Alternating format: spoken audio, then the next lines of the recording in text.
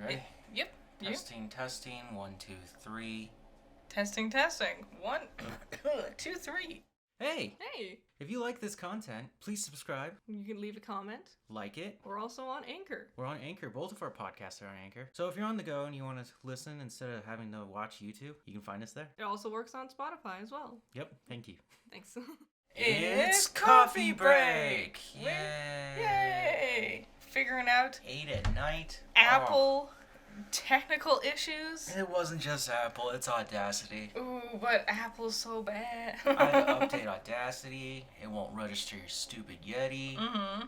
And then I had to restart the whole computer. Oh, also clean the whole goddamn thing. But we figured it out. Watch, halfway through this recording, it all just shuts down. Your entire computer's just gonna explode. Wow. Welcome back. Yeah, let's get into things. Okay, first thing, which happened today. Avatar 2 got a trailer. Finally, after, how long has it been? 8, 9, 10 years? Oh, it's been past 10 years. The sequel literally no one wanted. Not even James Cameron, I think. He does. For some reason, he wrote like 4 or 5 sequels. Yeah, I don't... Anyways, it's called Avatar: The Way of Water. It looks bad, honestly. I'll be upfront. I didn't like the first Avatar. I thought it was really stupid. Like baby's first fantasy. We've talked about Avatar a lot. We have. I never really went into detail because it's been so long, there's no point in going into it. Yeah, just like having a sequel now, there's you no point in talking about it now. Someone on Twitter bringing up that the whole gimmick of Avatar back in the day was 3D. Yes. That is gone. People don't watch 3D films anymore. No one does that shit. A weird thing was back in the day, the CG effects on the original Avatar was considered like really impressive. It was like a whole world built of CG. But now in this day and age where we have an entire 10-year-long franchise built on CG worlds about superheroes going into fucking space, suddenly Avatar does not look that impressive because they made plants out of computers. Everything's all computer animated there.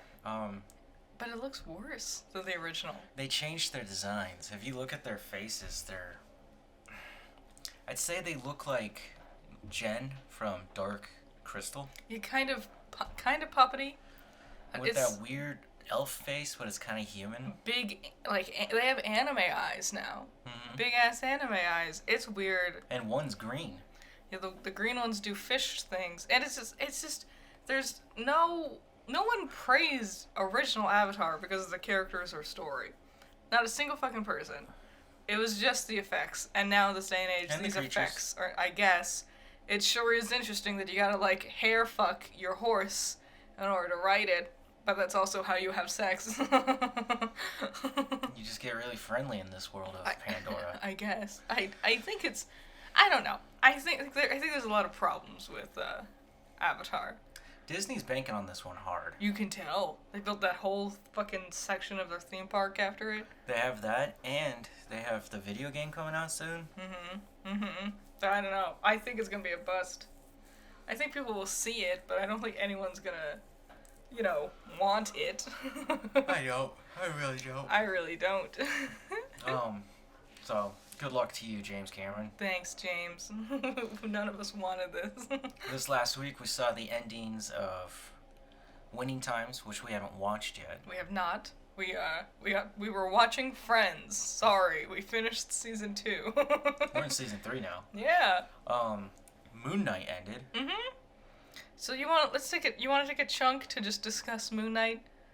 Sure, go ahead. Okay, I guess I'll go first. It was incredibly disappointing of a finale. It felt like a cockblock, like a tease, A half-assed story. Yeah. We won't go into spoilers here. Should Why? we? It's already been out. Yeah, I guess. If you haven't seen it, get fucked, I suppose. The kaiju battle at the end was so dumb. Yeah. And it's happening while Mark and Steven are fighting...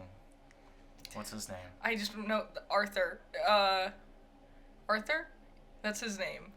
Yeah, but they call him by... It's his... Fuck, whatever. Ethan Hawke's character. it's cool because they finally like learn to live with one another. So you're watching Moon Knight swapping places with Mr. Knight as they're fighting him. And it's cool. That was really cool. And Mr.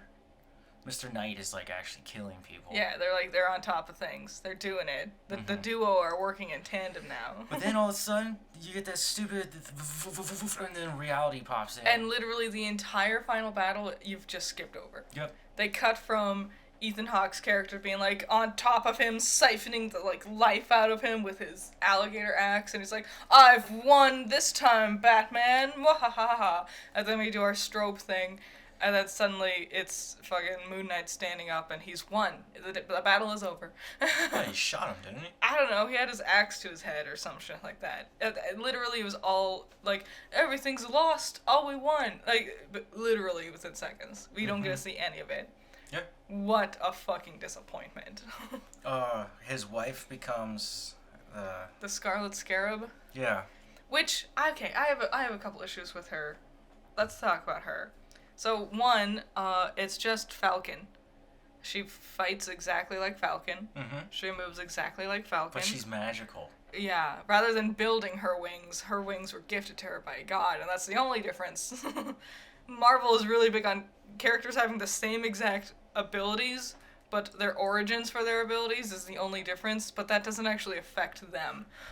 It'll be a quip somewhere. You could also make the argument that they're similar to Wasp, except for Wasp can transform sizes. Guess, yeah. I also did not read her wings as scarab wings. I thought she was based off of Osiris. Or Horus. Or Horus, yeah, one of the birds, one of the birds, because that would make sense. What's the bird? Ra. Good old Ra. Not Ra. They're based on falcons. Oh, I don't know. I don't remember. They are. I don't remember. No, I'm telling you. Oh. They're falcons. But no, I thought she was some bird thing. Not a scarab. Those aren't bug wings. I like bugs. Make them fucking bug wings, you coward. So they just flutter around and just... It makes that horrifying, like... There's like a bunch of them in the trees. Yeah. But no, she was boring. I also didn't like her outfit. Like, it was fine, she looked sexy, but it just looked like an Eternals outfit, but with Falcon's wings stapled to the back. Oh my god, they need to get away from this golden outfit thing. Yeah, the golden with the robe shit. Fucking yawn, Vale. Why does it... Also, the first one to do this was Thor. Yeah. Come on. Like, think of something new and creative. Like, it's so disappointing to me that Moon Knight looks one-to-one with his comic book counterpart. Like, exactly. His costume is exactly the same. Her outfit is some eternal, like, gotta sexify up my babe with this gold breastplate and the silk robe thing. That's her outfit. Looks nothing like the Scarlet Scarab. And then Ethan Hawke didn't even get an outfit. He just walked around in, like, fucking pajamas. His glass sandals. The whole time. It's just so boring. So, like, be creative. A lot of people liked when he leaves the Field of Reeds to go back to Osiris's door. Mm-hmm. And he... For some reason, Stephen's statue is now moved over there. Yeah, literally right in front of him for some reason. When he was left in the desert like a mile off. Yeah, but, you know, whatever. Like, we're not going to bring that up, but okay. If we want to get nitty gritty. And then he, like, has the power of his heart or whatever in his hand, palm of his hand, and he puts his hand in Stephen's hand. That I'm willing to forgive. You know, that was the You're dealing with magic. Yeah, like, you know, their relationship was the real point of the whole story.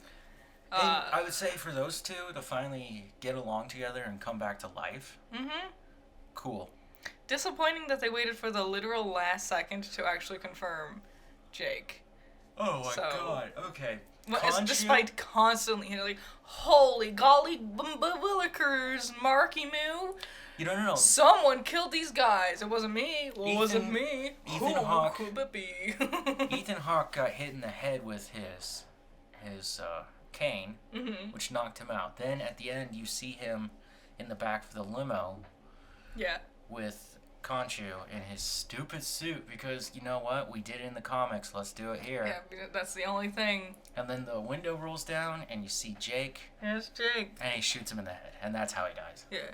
So So we waited this whole time to show Jake. This all could have been 3 episodes. Jake is the one who was killing everyone. Yeah. Like, they've proven it. We've all seen the videos. We all know which ones we're talking about. Yeah. It's Screen Crush. They got to figure it out long before now. And it's boring. This could have been 3 episodes. It did not need to be dragged out for a full 6. So much. When I think back on the series, so much of it I just don't fucking remember. Mm-hmm. It's just nothing. Like, what was the point of this, to have this happen? But why'd we do this? The entire thing of going to her, like, the guy's house who was the football player who unfortunately passed away. What? Like, when they went to that party in Cairo and there was the guy with the jousting stuff going on. Oh. Like, that whole, like, mini-adventure was so fucking pointless. The actor passed away. Yes. To a tragic skiing accident. Yes. But it's okay, he wasn't gonna come back. But, like, the whole fucking, all of that was pointless. We did not need any of that. No, we needed those pieces of fabric. Yeah, sure, but we could have gotten it without fucking dragging the entire moment out fucking 20 minutes. Well, we found out that she had a relationship with him before she met Mark. Yeah, we could have done that better. Like, you can talk and do things at the same time. Did you know that? Could you? Marvel, could you figure that out? You know what? They've done it before. You know what's a great example of talking and getting shit done plot-wise at the same time? When Cap's commanding the Avengers in the Avengers? It's in the Avengers, but it's when they're talking and Bruce has picked up the spear and they're all getting pissed off at each other, and then they realize they're holding the spear. And they realize something's up, and then they move forward. Like, not only did that develop all of the Avengers for the first time in the same room together, not in suits, and we have countless classic lines from that scene, like the blueberry thing, and you're just a man in a suit. Take that away. What does that make you? Part. So those two, Tony and Cap, that's my favorite line in probably the whole movie. That whole where Cap says, "Are you the kind of person to put your body down on the wire to let the other man crawl over?" No, I'm the guy who would cut the wire. Yeah, I'm the one who would cut it. And it's like, well, they're both trying to accomplish the same thing. And very accurate responses from both of them. Yeah. This is also the scene that solidified the friendship between Tony and Bruce the entire time. Yeah, when they start working together. And yeah, it's a cool scene, and it moves the plot forward at the same time. We don't need to have, like, here we are in this separate section, that's the talking stuff, and here's this separate section, that's the action stuff. It's not oil and water, guys. We can blend. The next sequence, Hawkeye attacks, right, and he's under control of the Mind Stone. Mm-hmm. And then you see, it's Tony and Cap, Tony and Cap trying to repair the quadruped? Yeah, because something blew up. They're both leading, but in different aspects, which is a major element of both their characters in the long-running plot, not only in this movie, but throughout most of the rest of the franchise up until Endgame. So yeah, you can have things happen while people talk, and it's such a sign of, not a failure of writing, but it could be better when it's oil and water like that. Yeah, it could have. And Moon Knight is fucking full of that shit. I don't expect a second season. I do expect a second season. I think people gobbled this up because they love sucking Marvel's dick and they want everything Marvel does. But I think this will be the first step in a tumble for Marvel, where suddenly they can't keep relying on you watching their TV shows, and they can't keep having their TV shows be essentially long, drawn-out versions of their movies. This could have been a movie. It did not need 6 episodes. It could have been a movie, yeah. And it probably would have been better. Probably. We would have had more than just 3 characters, I bet. Yeah, well, there's 4 characters. I guess, if you split the personalities. But, I don't know. Maybe you've had more than just Layla to bounce off of, and a mirror. Maybe it could have worked more. I don't know. Yeah. Moon Knight, nice try. Final score out of 10? 7. I give it a 6. It's harsh. I'm just honest. 5 is something that I can watch but not give an entire shit about. This has an inkling of something I do care. I liked the relationship between Mark and Stephen. Mm-hmm. That second to last episode and the one before, the parts with him in the asylum, that was cool. I liked that. The rest of it, Yawn. You know what I needed more of? Hmm. More Egyptian gods. Yeah, I would expect if we're dealing with like wholesale the story of Egyptian gods. I wanted more Egyptian gods, which was another thing with Scarlet Scarab. Borisville, why isn't she based off of, I don't know how to pronounce her name, the hippo goddess that she made the deal with? She's her avatar. Why is she a scarab? Why didn't she do a hippo thing? What? Because Daddy called her a scarab. But that's stupid. And also, there is a god that is a scarab. But yeah, but that wasn't the god she made the deal with. I know, which makes it even dumber. It's so dumb. That'd be like, oh, what's your name? Oh, I'm Catwoman. And then she's dressed up like a fucking giraffe. Like, it's like, well, that makes no sense. Don't put it past them. They might do something dumb like that. Oh, man, I'd pay money for giraffe Catwoman. So it's been a long time since we've talked about Full Metal Alchemist. Yes, only true fans will remember our Full Metal Alchemist days. Please don't go back and look for them. They're there. They're bad. They're there. I kept them there. Oof. Just as a reminder of what it used to be. I'm always fond of when people have like their earliest worst aspects of like their filmmaking process. Yeah. Like, I keep my really old shit on there, though I don't want it, because I think it's important for people to see my evolution. Yeah, I think it humbles you a little bit. Mm-hmm. Anyways, we watched all of Brotherhood, Yes. the second show. I've never seen the original. I have no interest in ever doing so. Based on what I've heard and what I've seen, no, thank you. I don't want that. So, they're gonna make 2 new movies for live action. And they are the sequels to the 2017 live action. Yeah, which is weird, because I heard only bad things about the 2017 live action. I don't think I know anyone who watched it. I don't either. It was on Netflix. When we started dating, we saw it on Netflix constantly. It was always suggested to you, but you always rolled past it because you hadn't seen it yet, so you didn't know what it was. Yeah. And it, I just remember Roni Kenshin being on there. Was it really? Yeah, the live action. They made like 6 movies of that thing. Oh, man.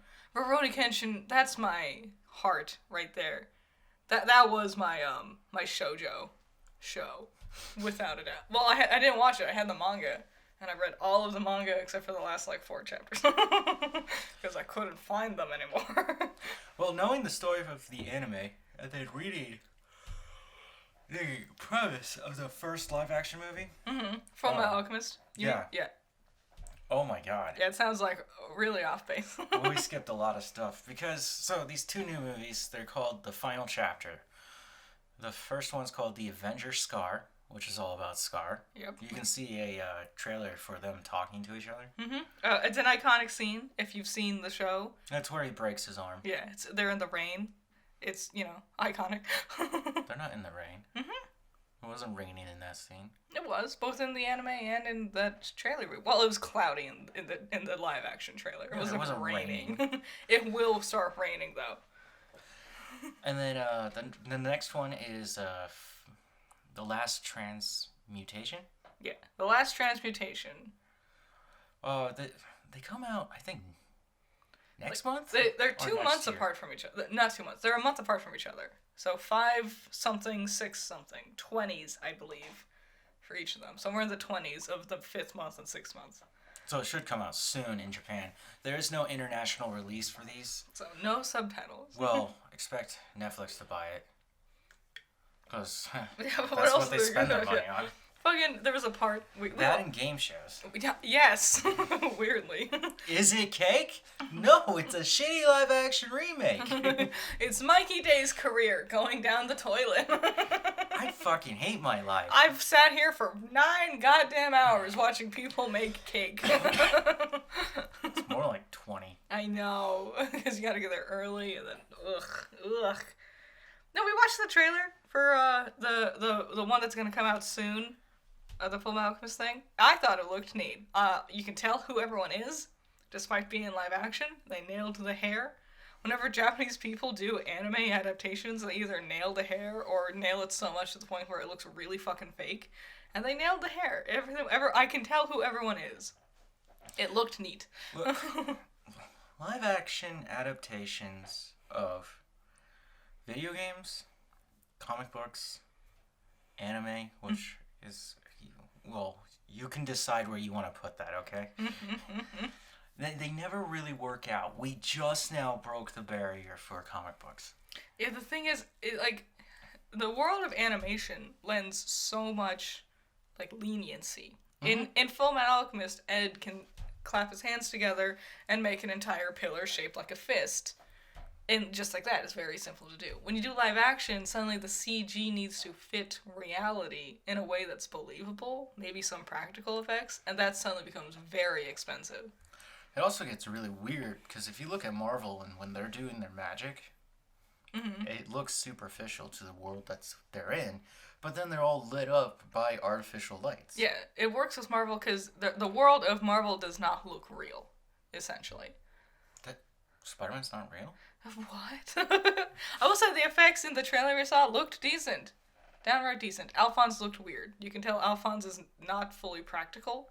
But there is something there. Yeah, there's some practicality to him. Weird choice, I'd say. Ed's arm looked kind of real in some shots. It's probably they're wearing something, like some sort of metal thing, and then they're touching it up in post. Because also I love Eastern films, because they look so good with their colors. Kung Fu Hustle, everything he does in general. Stephen Chow. So he is one of my favorite directors of all fucking time. He's a good one. Phenomenal. The colors is always watching Ice Fantasy is such a treat because it looks so good. Except for their ears. Ice Fantasy. Just look up pictures of this. Ice Fantasy. It's badass. It's cool. They look really good, and they have these outfits to make them look like they're elves from Lord of the Rings. And they have ears like elves from Lord of the Rings, but they're prosthetics. Yes. And they look like shit. Because they had to put them on every episode and stuff. And I don't know what their budget was, but they apparently cheaped out on the ear makeup department. Yeah, but then their outfits and their hair are really well done. And usually their hair will cover up the ears, so it won't be too noticeable. But every time you get a close-up in certain shots, it's nice plastic you're wearing. Yeah.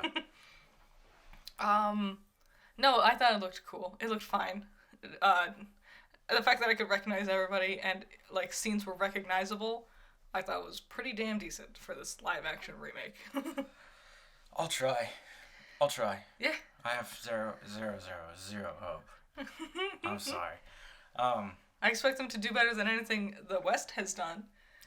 Dragon Ball Evolution? Best movie ever? Perhaps. Oh, they got a white kid to be Goku, to be Son Goku. Isn't Goku a white kid? Oh, you know it. He's a white kid from Alien Planet who came to Japan. Yeah, that's what it is. Yeah, full. When I see Goku, I think Caucasian. He's definitely cock. Yeah, how many kids has he had? Why do you think Chi-Chi's always pissed he's not there? How many times do I have to see his penis? It's too many. Even when he's an adult, I'm like, really? Can't you cover that up? That was such a thing in manga. All the time back then. You gotta see Mario's penis. The brother, Mario Bros, He had a comic? When he's a baby. No. There was a whole thing. I saw it in a video. It was a game theory video. You know which one it is, internet. It was the one where he was measuring Luigi's dick size. But there was a manga panel where you get to see Luigi's fucking packing. But Mario, no. Just them size-wise, Luigi's got him covered. You can't see my face, but I'm a little concerned. What? It was an April Fool's video, but he did the math and he figured it out. Nintendo are the ones who released a picture of Luigi doing tennis where you can see some actual bulge going on. Damn. So it's not Daisy. Okay, the Star Wars live action TV show for Ahsoka, has begun production. Woo! Along with Fast and the Furious 10, which was held up recently, and now they're finally getting going. Who's the director who took over Fast X? Do you remember their name? He's the French director. What did he do? The Incredible Hulk. Oh, Ang Lee. No, that's the Hulk. Damn. I like Ang Lee. I know you do. I can't remember his name. I talked about him last episode. Is he a good director? Do you like him? Or are you kind of blasé about him? Oh, he did The Transporter, which is very similar to Fast and the Furious kind of stuff. Okay. So it makes sense. But he was a young director at that time. Now he's wizened, maybe. Or he's either wine or milk at this point. We'll find out. I'm more into Ahsoka. Me too. The live action, as much as I shit on Boba Fett.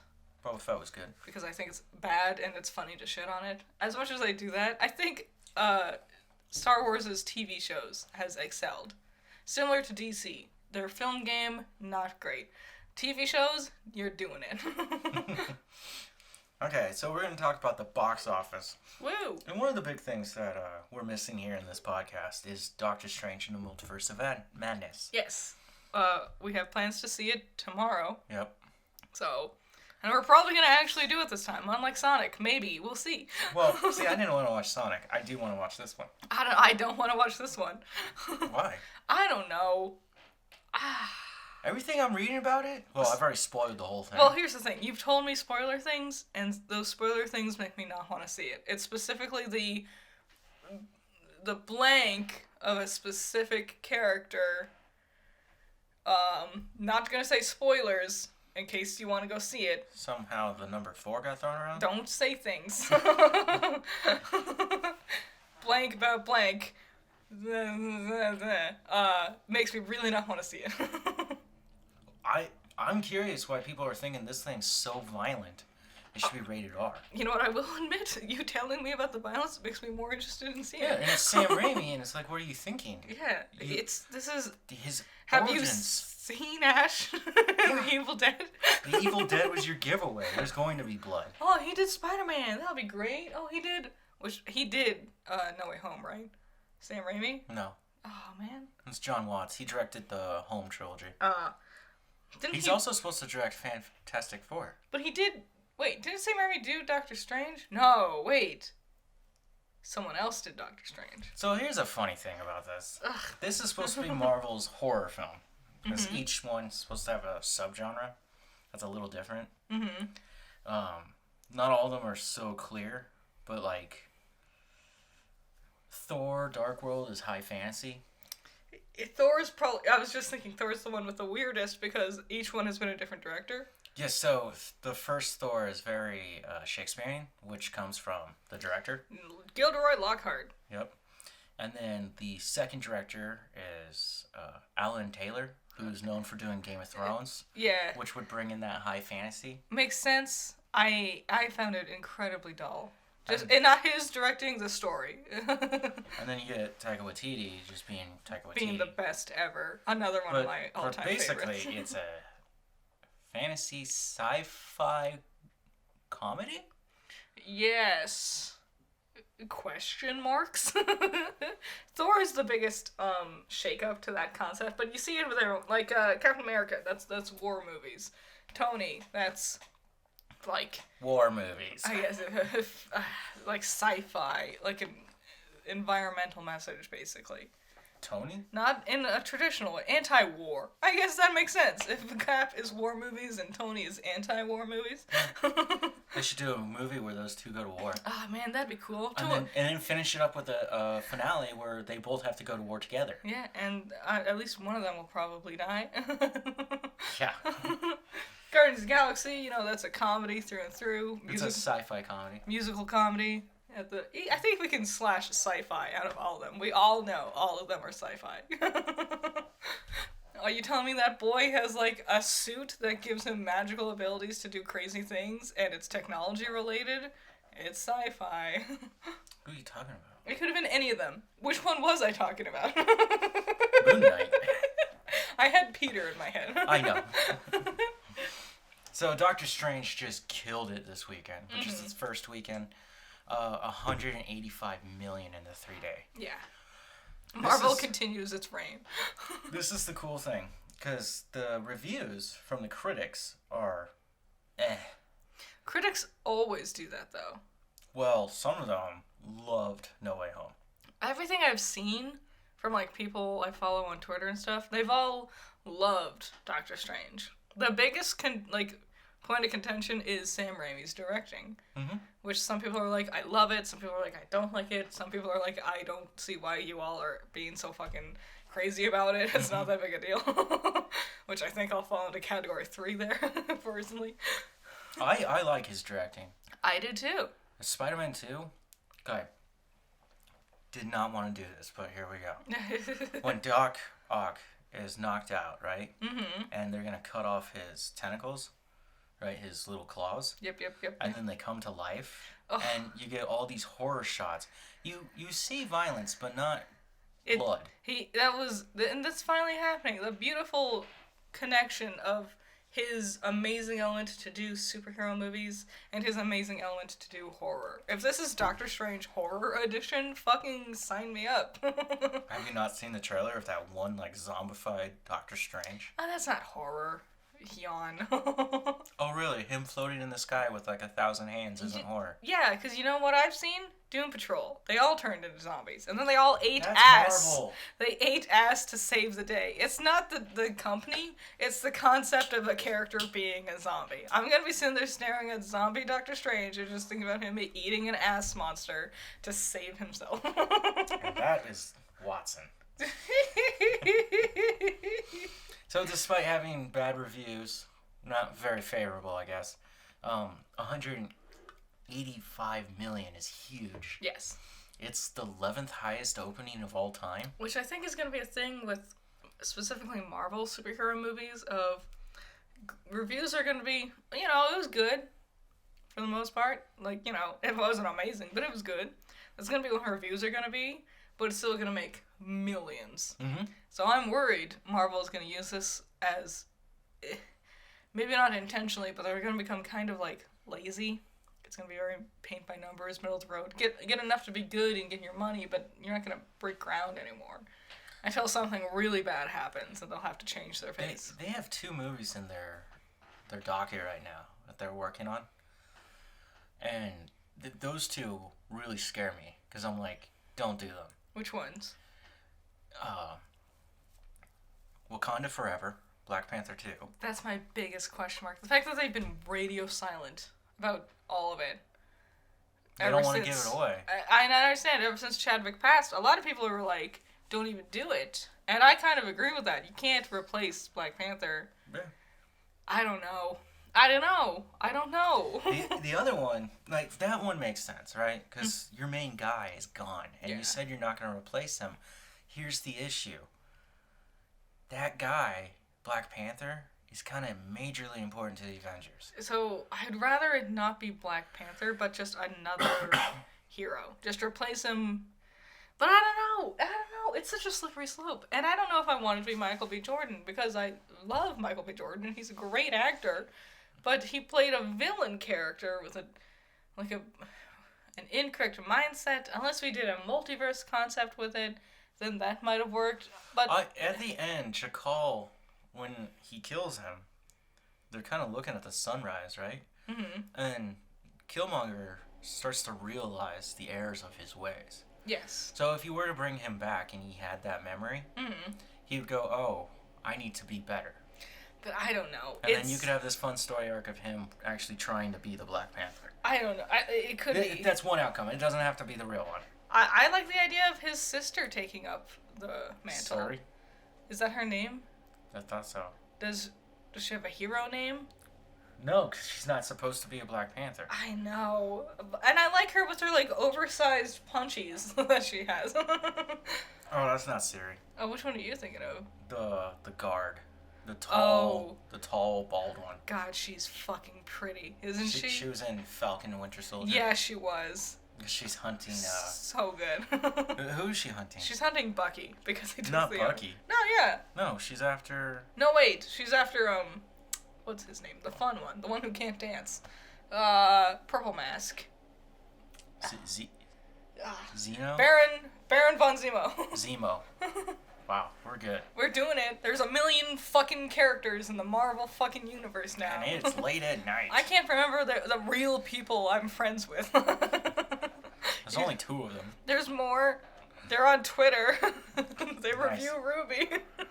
The other one is Miss Marvel's. Mm-hmm. I have higher hopes for Miss Marvel than I did for how Moon Knight worked out. My issue isn't Rambo or Kamal, the girl. Yes. Who will have her own TV show. Yeah. I'm not worried about those two. No, they look cool, quite frankly. It's Brie Larson. It's Brie, and I've never been impressed with Brie, honestly, and I don't like her version of Miss Marvel.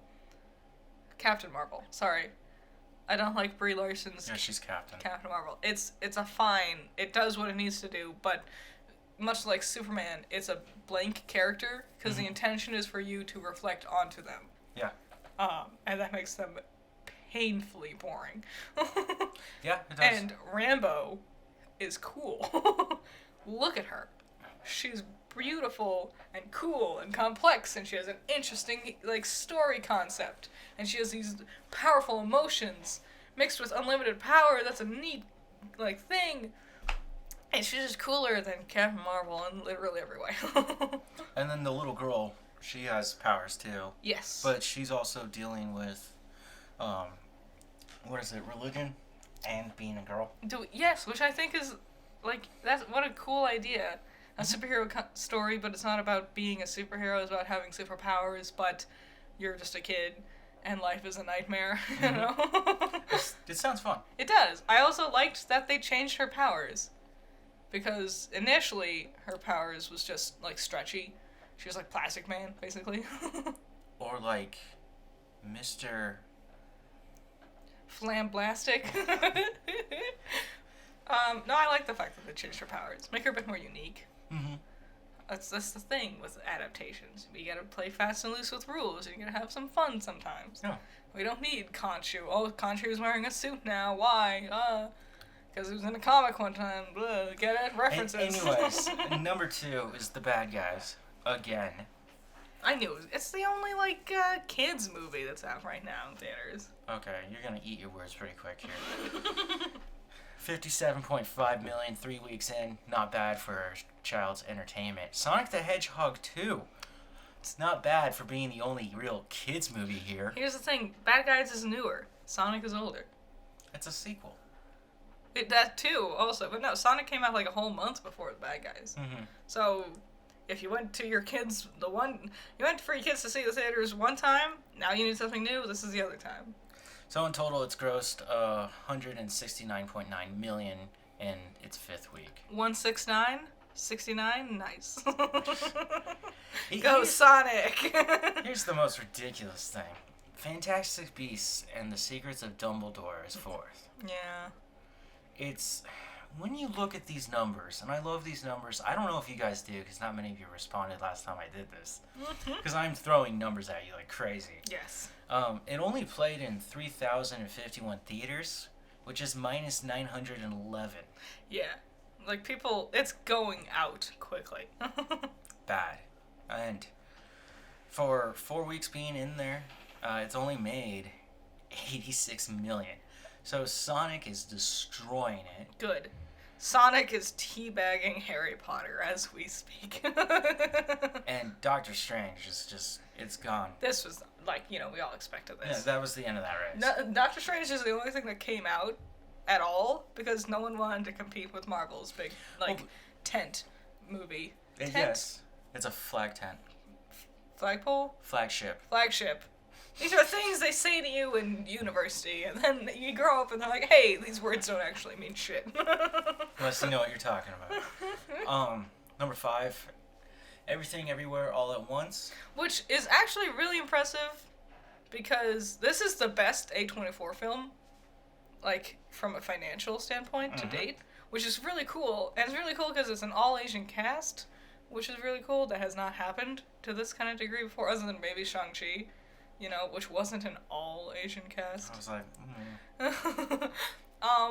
But also, not only is it the best A24 has got, but also it's only in very limited theaters. Mm-hmm. So the fact that it's number 5, and the odds are stacked way against it compared to the first 4, that's really, really impressive. Mm-hmm. Apparently, I've only heard incredibly positive things about it. I'm sure we'll watch it sooner or later. So yeah, that's really cool. Well done, A24. And for an indie film, it's made $41.56 million by 7 weeks. Mm-hmm. Which is pretty impressive for, a film that's probably got, a budget of $5 million? Yeah, from a film that it looks like, I don't think anyone really planned on it being this big of a hit. It's A24, and A1's the sauce. Okay? Yes, terrible. God awful. Definitely nothing like Sweet Baby Ray's. Don't even bother, okay? You want to ruin food, just put A1 on it. Yes. A24 doesn't always make the movie. Yes. So other people will invest in the movie, right? And then A24 will just help produce it. No, basically. Distribute it? It's really a distribution deal there, yeah. Mm-hmm. So, but it's neat. A24 is so cool to me.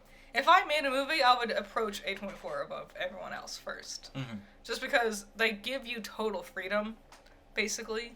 They're not very picky or judgmental. Yeah, that's why a lot of really, really weird movies come from A24, which is what they're kind of known for. But it helps, because if, Lionsgate isn't going to pick up your weird-ass movie about a sheep giving birth to a human sheep monster hybrid, but A24 will, It's going to happen. Your crazy concept now has a chance in the world of the industry. Number 6 is The Northman, which I thought was an A24 film, but apparently it's Focus Pictures. Oh, really? Which is a big jump for them to try and make. Damn. Wow, that's kind of scary. It is. This is Eggers' first time not being A24 affiliated. Mm-hmm. Wow. Weird. It's not really an indie film. Also, number 6 at this point. Yeah, it's third week making $28 million, so it's flopping. It's third week and it's doing worse than Everything Everywhere All at Once, which is at its 7th week. So it's hard to compare that number right there. But The Northman will exponentially drop. Mm-hmm. And I'm sure Everywhere will also drop as things come out. Not many things are coming out, though. I can't imagine watching Roger Eggers films in theaters. No, I want subtitles. And I also want to be able to pause so I can go through my emotional turmoil.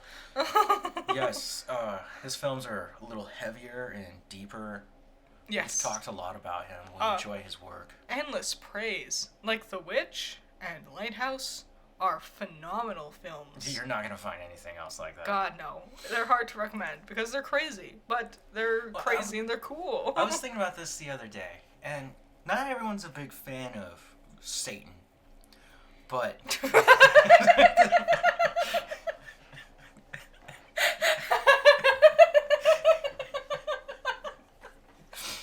What an opener. Well, the character shows up in a lot of films, right? And yeah. He'll show up in many different ways. Or her. Depending how they want to interpret that. Sometimes it's Lucifer and they pretend like it's Satan. But those are two distinctly different fucking characters. Yes. And the witch, he shows up in there, and that's no other film with Satan has ever come that close. I think that's my favorite depiction of Satan. Yeah, and you hardly see him. Yeah, that's why I kind of like it. It's this ominous shadow that you think you see in the corner of your eye. You do see him some bit. You see him, but you can't see him. You don't know what his face looks like. But it's this overwhelming presence, this voice. You do see his hooves. Yes. And they're walking around. And it's a really, really, really cool. Yeah, it's a cool movie about witches. It is. I love The Witch. It's one of my favorite movies. Number 7, The Lost City. Which I'm glad it's doing so well. For being a rom-com, yeah. Yeah. $94.38 million by its 7th week. It's doing, yeah. People have watched it and enjoyed it. The Unbearable Weight of Massive Talent.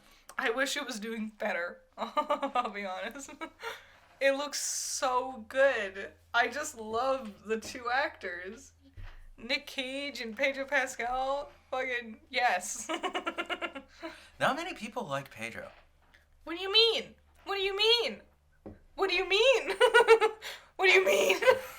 Why do you look so crazy right He's now? like the biggest sex icon of our fucking era. What do you mean? You said this last week about Oscar Isaac. No, I said he was a snack. That's a different thing. Pedro Pedro Pascal is this beautiful example, specifically his like Mandalorian is a beautiful example about the female gaze, about how it does not matter. I can't see your body shape because you're covered in armor. I can't see your face because you're wearing a helmet, but it's your personality that's sexy. And Pedro Pascal is an incredibly kind human being. Because he's got the dad vibes. That's a part of it, but there's more to it than that. Uh-oh. So people got mad at his character for taking off his helmet at the end of season 1. Spoilers, if you haven't seen it, it's been years. At the end of season 1? Yeah, when he's badly hurt. But he had to. Yeah. Also, no, he didn't. He didn't take his helmet off. Someone else took his helmet off. He was okay with them doing it. He was fucking bleeding out. I don't know if he got hurt. I don't know if he was okay with it or if he was dying. Anyways, people got mad at him for that, which I was like, whatever. The real Mandalorian freaks hated that. I'm talking about the race of people. Yeah, the ones of fucking Star Wars fandom that are just no fun to be with. Yeah. Well, actually, blah, blah, blah, blah, blah, blah. So, Unbearable Weight, 16.3 million at week 3. You could also argue it's an indie film, but it's also made by Lionsgate. It's also got a stacked cast. Yeah. So. Memory. What is Memory? I can't remember this one. The irony. Apparently no one else could either at 5.49 million week 2. Damn. And Father Stew, still... This shit's still in theaters? Kicking around for some...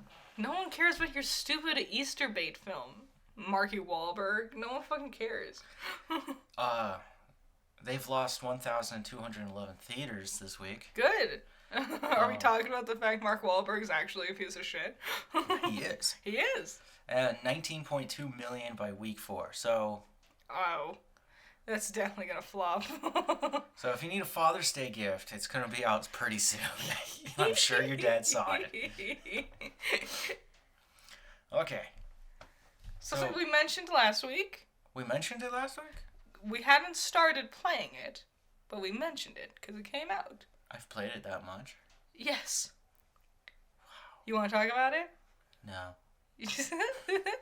Bugsnax. The number one biggest sensation that's sweeping the nation. It's so good. Bugsnax. It's so good. When the first trailer came out, I thought it looked really stupid and terrible, and boy howdy was I wrong. It is so much fun. It's really cool. It's really cute. It's smart. It's disturbing. It says it is. They talk about cults and cannibalism and murder. Not only amputation so you can eat? Yeah, she ate her own leg. Well, hold on. Before we get into that, Bugsnax, what is it? You're a weird, like, fuzzy teddy bear. Yeah, they have a name for themselves. Grumpsax? Yeah, Grumps. Like Grumps? Yeah, Grumpuses? Something like that? Well, the Grumpuses... The Grumplegoos. Go over to this new island, Snacktooth Island. Yes. Where they find Bugsnax. What is a Bugsnax? It's this weird hybrid of like a bug and a food item. Yes. So instead of a centipede, it's a bunch of pieces of a sub sandwich. Yeah, there's like a giant, like you'll see something flying in the sky. Oh, that's not a dragonfly. It's a lollipop with dragonfly wings. Well, there's also like the Mazzaroth? No. Supreme. Mazza Supreme. Yeah, Mazza. It's a giant butterfly that's a pizza. And it's the best game ever. Imagine Pokemon, but each Pokemon is a different puzzle. Yes, so it's a puzzle game. You have to figure out how to capture them. Which is some of the most fun I've had, is that I just spent hours just watching their movements going, okay, how do I do this? And there's no, like, some of them, there's multiple ways of doing it. So it's not this, like, one and done, repeat the same old puzzle over and over again. Somewhere, like, you can move them around the map, you can lure them places, you can get them to fight each other, and that can result in various different ways of things happening and or you catching them. And they also have elemental types. And it's super fucking cool. But you have this crew of other Grumpuses who Grumpuses are on Snacktooth Island with you. And so they had this village they're building. What is it called? Snacksburg. Snacksburg, yep. Yep. And you have to bring them all back together. You were invited by the lead archaeologist. Voiced by, I don't know who they're voiced by. Okay. Lizbert? Yeah, Liz. I don't remember Lizbert's. And she went missing, and because she was gone, no one was able to eat their Bugsnax, so they went off to go find their own. So you also have to go and, like, recollect the inhabitants of Snackburg. The mayor is voiced by Max Mittelman. Who's done everything. Sam Riegel's in this game. Yuri Lowenthal's in this game. There's some weird ones in there. They all do really good, too. You're on this island. There's different regions of the island. You know, one could be a forest, while you could be on a snowy peak, or... There's a desert. Or a volcano. Yeah, and each place has, like, different sections to it. So you're in the forest, and then you're in the deep forest. You're in the forest next to a waterfall. You know, there's different...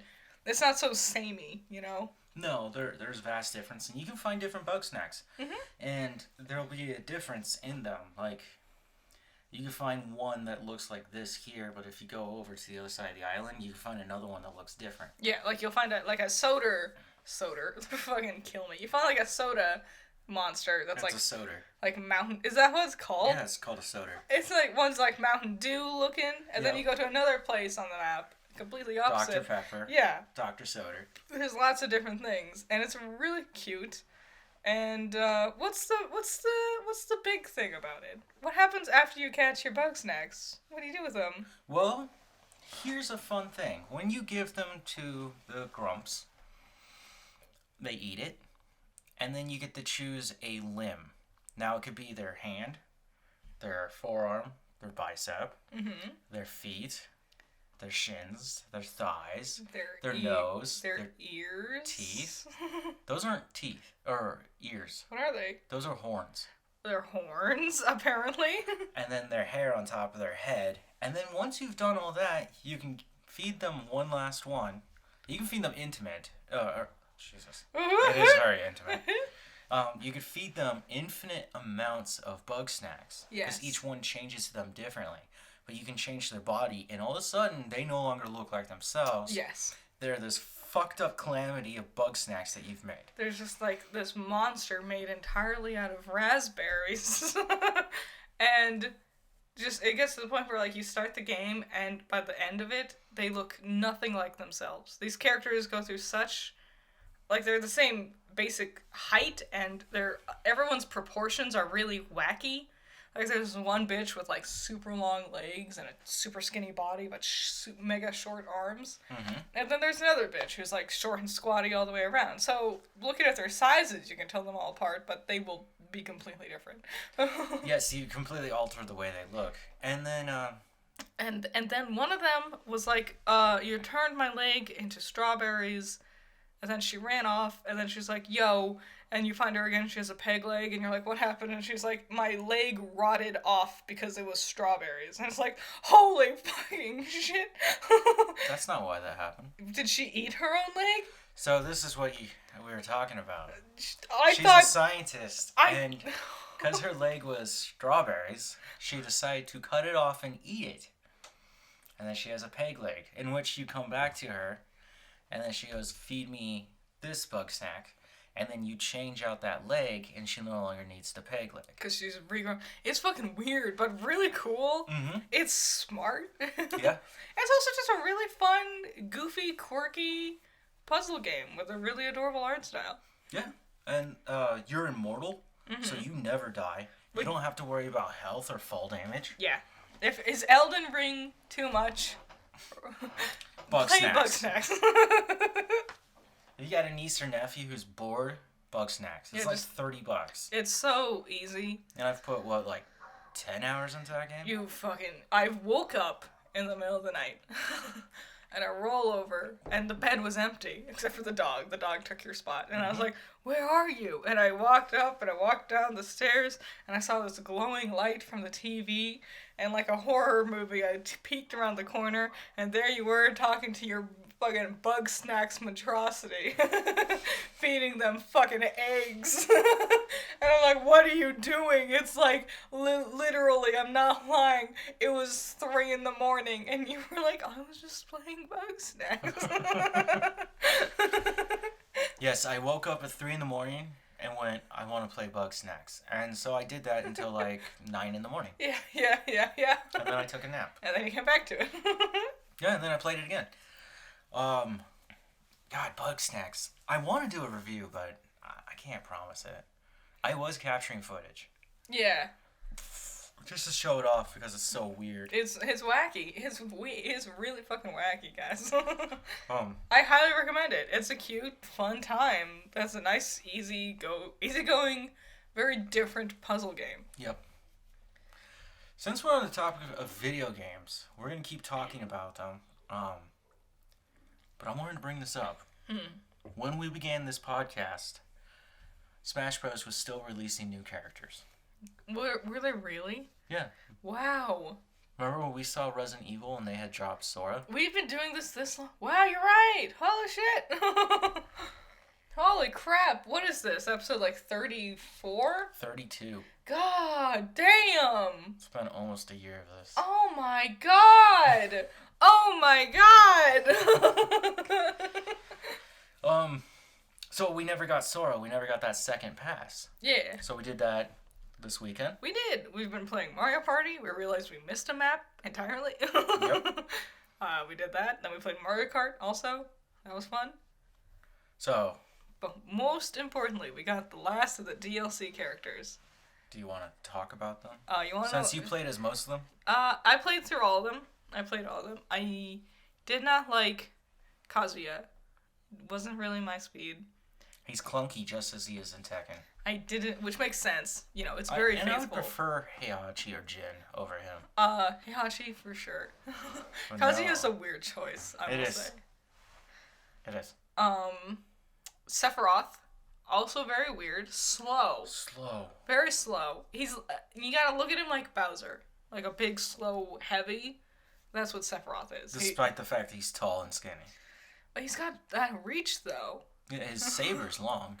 His uncompensating sword. Yeah. He's got one of the best final smashes, though, I will say. Is that the one where he crashes you through a planet? Yeah, the entire world fucking crumbles. I played as Pyrrha and Mithra. Did you play as her? No, I did not. I really liked playing as Mithra. I did not playing as Pyrrha.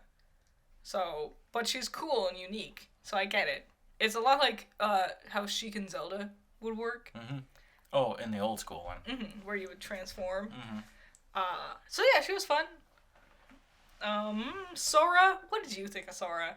Too floaty. Very floaty. He's like the exact opposite of Little Mac. You want him up in the air all the time. Yeah. There's one last one. So here's a fun fact. I am a god when I play as Steve. I don't like Steve. I definitely understand the monument that is Minecraft. It is the highest selling game on all consoles in the history of the gaming world, which is no small feat. And Fuck Steve, okay? And it's cool that stupid minecart has like infinite range and just keeps running you over. And I'm amazing as Steve. So fucking 1v1 me, bitch. You beat out my 2 best characters. I did. Very easily too. Like I broke no sweats. Like we did a team battle where you picked your 4 and I picked my 4, and I barely did anything. No, we all lived. All 4 of my teammates. My team got destroyed. Each one of us ended with 1 stock left by the end of it. It was amazing. So my best is Joker. Apparently my best is fucking Steve. My second best is Chrom. I love Captain Falcon. Falcon sucks. Falcon dick. Show your moves. Show your moves. I've never played an F-Zero game, but after fucking Captain Falcon being my main for a very long time, I would kill for F-Zero. How could you play an F-Zero game? What do you mean? Wasn't there one on the SNES? Yeah. Yeah. Yeah, they made like 2 of them and just abandoned that thing. Yeah. No, there was one on GameCube, wasn't there? Yeah. I never got it, though. Hence 2. I also like... It was also just a racing game. I like playing as Banjo-Kazooie. Why?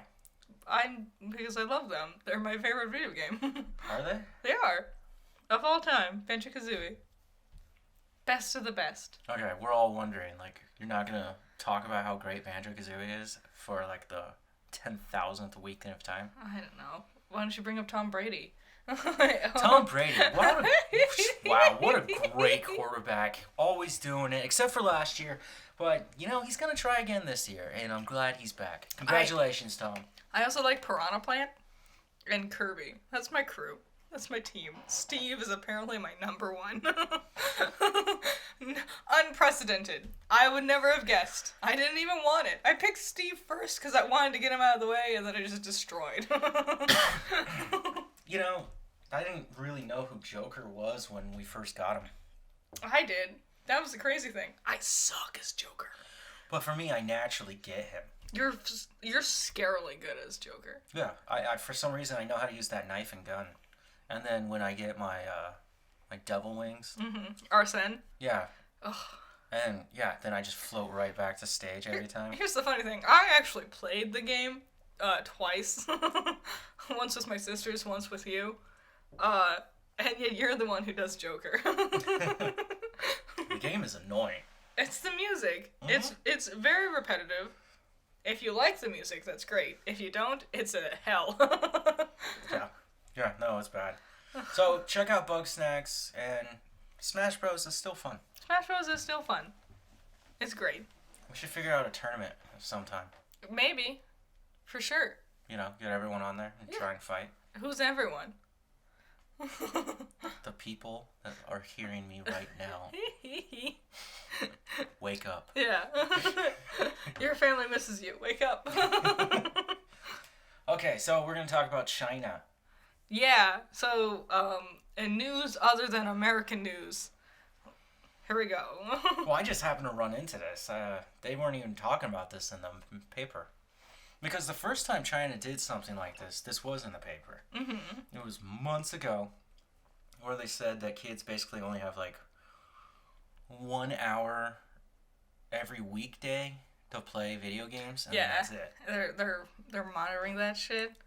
Well, that's not working out for them because kids are now just watching people play.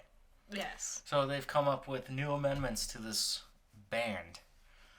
Viewers under the age of 18 will no longer be able to tip, a practice where those watching a broadcast are able to send small amounts of money, usually in exchange for a spoken or text acknowledgement of their contribution. So I know you guys know what tip is. This one, on one hand, like, that's really scummy, for sure. But on the other hand, I get it because there's so many stories of a parent being like, I gave my kid my card so they could get a specific thing, like a DLC thing they asked for, and then they also used my card to like do all this other stuff, like tip $500 to their favorite VTuber or whatever the fuck, Yeah. So on one hand, I get that. Next one. Anyone watching live streamed content via a kid's account will have all streams locked out after 10 p.m. and those responsible for creating content will need to strengthen the management of peak hours for such shows. Which I think... How is that going to work out here? The only thing this is going to do is kids are going to learn how to make their own accounts without mom and dad noticing. Yep. Or mom and dad will be like, no, you can just use our account. Yeah. Like... this is over-controlling. It's like, you slap rated R on a movie, but 10-year-olds still see that shit. You want to go see it. I kid you not. So Allison, my best friend Allison, her mother was very, very strict about things like that. She did not want her playing anything rated R. No R games. Nothing M, rather. No M-rated games. Blah, blah, blah, blah, blah, blah. So what we did was we went to the... You know what? Duke Nukem's rated R. Is it? For being retarded. You can't say that. Yes, I can. So we went to the game store, and we bought the game she wanted, and she bought the game we wanted. So we had each other's receipts with the numbers of our like cars and whatever and everything, our names and everything. And then we did this thing where she had the box to the game we wanted, and we had the box for the game she wanted. She wanted No More Heroes specifically, and then we just traded the discs out. That would work. And that was it. We fucking, like, all you do, you don't stop these things from happening when you put in rules like this. No, you're gonna find another way. Teach people to be smarter about getting around it. The lesson to be learned there, and you can see it in American history, is the Prohibition. Mm-hmm. When there was a ban on alcohol, right? Mm-hmm. But people still wanted to have that edge taken off. Yeah. The Mafia found a way. They did. And they worked with Americans and Canadians to create moonshine and distribute it throughout the country. A concept so common that there was a sitcom, The Andy Griffith Show, where there was a character who was he occurred like every episode or so, who, even though this was during the Prohibition and you weren't supposed to be drunk, every single episode he would stumble into Andy Griffith's office. Andy Griffith was the sheriff, and Andy would put him in the jail cell for the night to sleep it off. Because even though it was supposed to be illegal and Andy Griffith is the sheriff, it's so common, like, what are you going to do? You could put him in jail, but he's just going to go back to doing it. Mm-hmm. So we just accept it. It was such a common concept, you know? It's like Blazing Saddles. Yes, exactly. Like, he's the best gunman, but he has to keep locking him up. Exactly. So, yeah, you're going to push kids to figure out new ways to scale up that wall and get over it. Yeah, it's going to be... Also, like, so you can't tip anymore? Great. So save your money so you could buy your own account, and then you could just make your account an adult account. There you go. Like, fucking... When there's a will, there's a way. Exactly. You're not going to stop any of this shit happening. It's so easy. Okay, so EA is making its first Lord of the Rings game since 2006. Wow, really? Holy crap. God, what was it called? Battle for Middle-earth? It really... Was that what it was called? So, it's Battle for Middle-earth 2, I think is what it's called. And basically, it's Battlefront, Star Wars Battlefront, just Lord of the Rings. Woof. Every Lord of the Rings game I've seen has been bad. I've played some good ones. No. My parents rented a few, and it was just always terrible. Of course, they rented the Xbox games, so, you know, they were fucking stacked the odds against them in the first place. Did they get the Fellowship? I don't remember. Because that one's bad. I remember my parents couldn't figure out what to do, even though it was a tutorial, and they just didn't want to read. Oh, that works. And then they got distracted, and then they gave up, so I got to play my game, which was vastly superior. You remember that Pac-Man game? Where you could, like, run around, like a Pac-Man village and then go on wacky quests and stuff? Yeah. Fantastic. I like Pac-Man. So, this new game is called Lord of the Rings, Heroes of Middle-earth. It is a free-to-play app. No. Yes. Oh, here's the description. The Lord of the Rings, Heroes of Middle-earth will feature immersive storytelling, turn-based combat, deep collection systems, and a wide roster of characters across the vast universe of The Lord of the Rings and The Hobbit. Players battle through iconic stories from the world of Tolkien and take up the fight against the great evils of Middle-earth. It's a gacha game. Yeah. It's, you either fight through like 1900 levels to get enough gems, or whatever it is they're gonna call it, enough gems so you could actually... Your booster pack? So you could buy 10 characters at a time, and then... Sacrifice the same ones. One of them, kill all your duplicates. One of them might be an S rank, but it's not really the one you want. You want a UR. And yeah. You play Dragalia. Fucking, there's so many games, gacha games out there. It's just Lord of the Rings gacha. It bums me out that this is what Lord of the Rings became, because Tolkien would be fucking furious. I don't know. Apparently his grandkids are like, yeah, just make my money. Let's make this really bad-looking TV show. So long as I get to pay for my next pool. Oh, speaking of Lord of the Rings, back to Game of Thrones. House of the Dragon, the prequel, will be released on HBO Max August 21st. So, soon. ish. Relatively soon, yeah. Next month, which, you know, May is already blasting by. It's May 9th. It might be past May 9th when you're listening to this, but it's May 9th already. Fuck. Yeah. It's also already May. That's the 5th month of the year. We're almost halfway there. Well, most of you are about to get out of school for the summer. Yes. Finals are happening right now, which, you know... Good luck. Good luck. Good luck. Did you know statistically, college students in their final semesters they've proven this, they suffer greater levels of stress and PTSD compared to soldiers on the front lines of war. So if you're in college and it's your last semester, pay your therapist well. Because fuck, man, we need it. Even when you're done with college, it'll still haunt you. Yes. Yes. It'll take you a few months of nightmares before you stable out, but every now and then you'll think about it and just be like, this isn't as bad as that time I took that final. Yes. I was watching behind the scenes stuff for In Space with Markiplier Part 2, which was great. I loved it. Fantastic. I bought a shirt.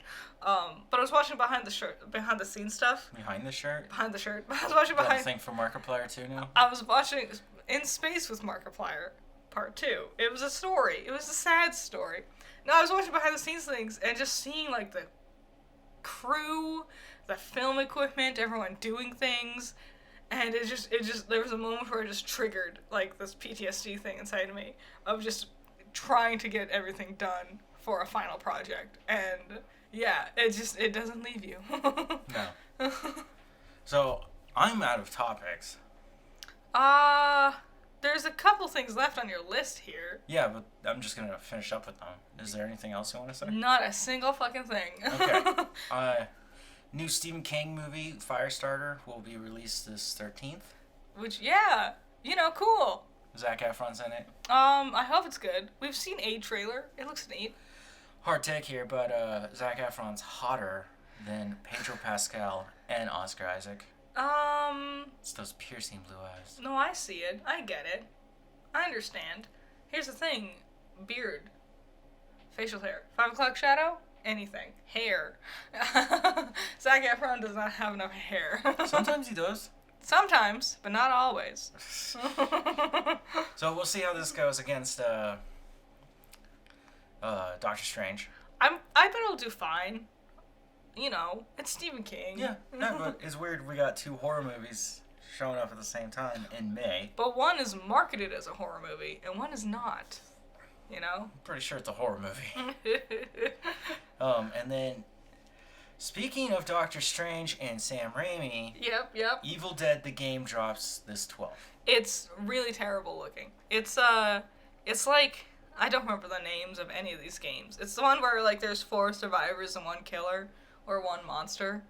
There's so many games like this. One is especially popular.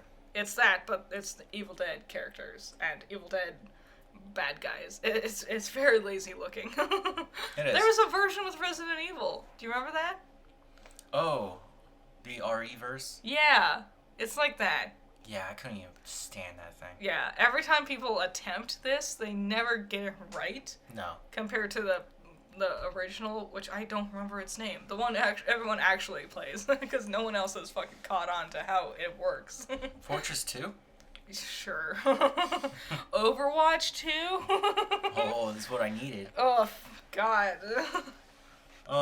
That was it. You guys... Yeah, that's coffee break. Have a good one. Bye-bye. Bye.